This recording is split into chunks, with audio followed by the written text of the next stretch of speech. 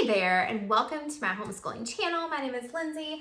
I am a mother of two, homeschooling mama, and today we are going to talk about all things second grade and what we are using, what we are enjoying, and how our homeschool year is going. We started back in August, and so we've been in school August, September, almost 2.5 months. We have really just been enjoying our curriculum, and I kind of wanted to do that before I told you what was working and what we were using. So my daughter is a second grader. She is 7.5. She does struggle with reading, and she does speech and reading tutoring 1 day a week. And so keep that in mind when I share with you what we're doing, what we're not doing. So first off, she loves logic and creativity and those kind of critical thinking things.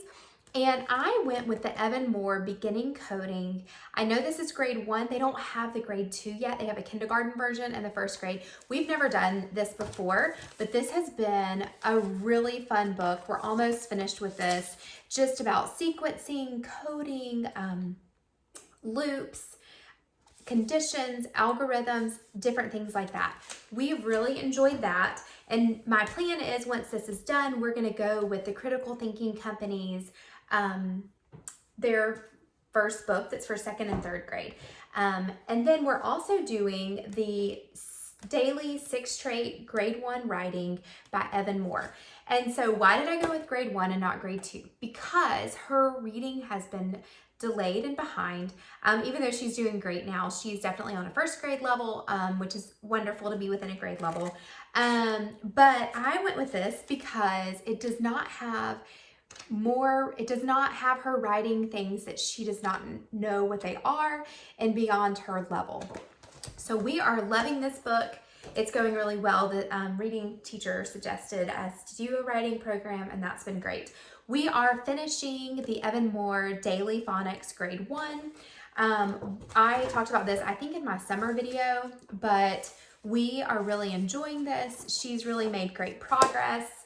And both of those Evan Moore books are where you can copy the pages if you want to make them reproducible for your students. So you can use it for multiple students, but I don't have any more coming up, so we're just writing in it. I have some old Becca handwriting and reading pages. These were my son's, and I just have her writing these sentences just to reinforce writing and handwriting and reading.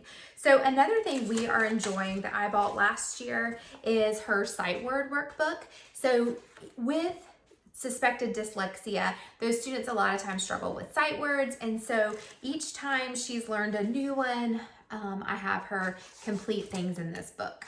I got this one off Amazon. It was not super expensive.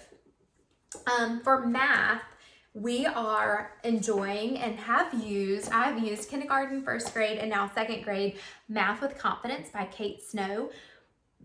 What I love about this is it is very similar to Singapore, which I've taught before with my son and I enjoy, but the teacher's guide is amazing. So the teacher's guide is worth its weight in gold, and then the student edition has them doing 2 pages a day.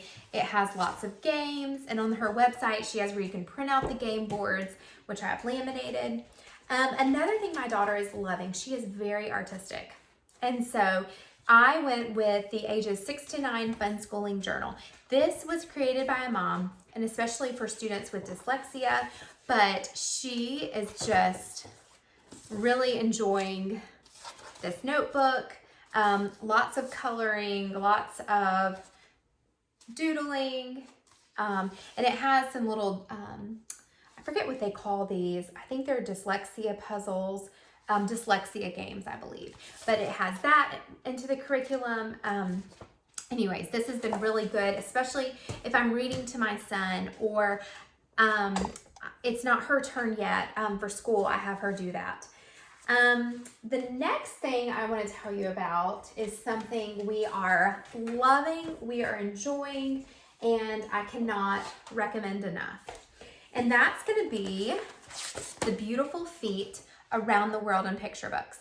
Now, with Beautiful Feet, this guide, I believe, is recommended for kindergarten through 3rd grade, but this is going to implement geography, literature, poetry, art, a little bit of science.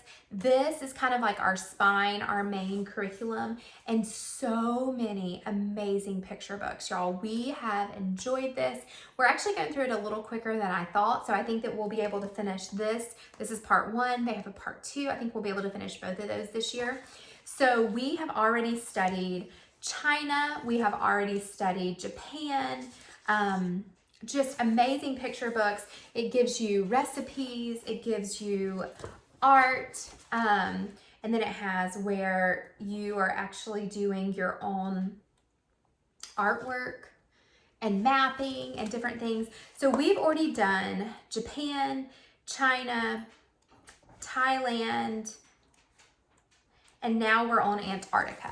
Next country will be Australia. But we are so enjoying that. What I do, it does have the component for science. It's all about the animals in that location. And so I got this used on Amazon. It's the Encyclopedia of Animals to go with it. And then also this animal atlas that will pick a region, and it will show you the different animals of that region. So we are loving that. Cannot recommend Beautiful Feet enough. I bought their primary guide character study, but we have not started that yet just because it was out of print and it just came and I just haven't implemented it. With Beautiful Feet, you get this huge maps book, and this has been wonderful. So many fun things. Love that. Now with Beautiful Feet, I personally did not order all the books that go with it because we have an amazing library and interlibrary loans for our state, and so I've been able to get all of our books. So I personally didn't buy all the books, but I did buy the maps. I did buy their journal, which is wonderful. I don't have it right here to show you what all my daughter's doing. Another thing I did, because she's loving Alaska and loving penguins, is there were several different kind of free things you could print out all about penguins, and so I kind of just made her own little Antarctica notebook. So we're kind of hanging out in Antarctica. I really feel like we need to go with our child's interest, and so she's super interested in penguins in Antarctica. We watched a really cool documentary about a penguin and his journey, so we have just really loved it. Another thing I'm using is First Language Lessons for the Well-Trained Mind, and this is level 1. Again, I've told you I don't want to overwhelm my daughter, and this has been just a wonderful book that talks about, there's no writing for the student, and it's really just focusing on different parts of grammar, different parts of narration, picture narration, story narration, and different things like that. So we're enjoying that.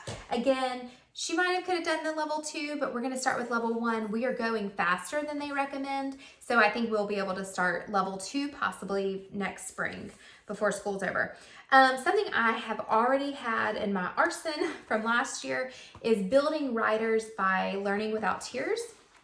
And this has just been another writing book that she's been able to use, and it even talks about narrative writing.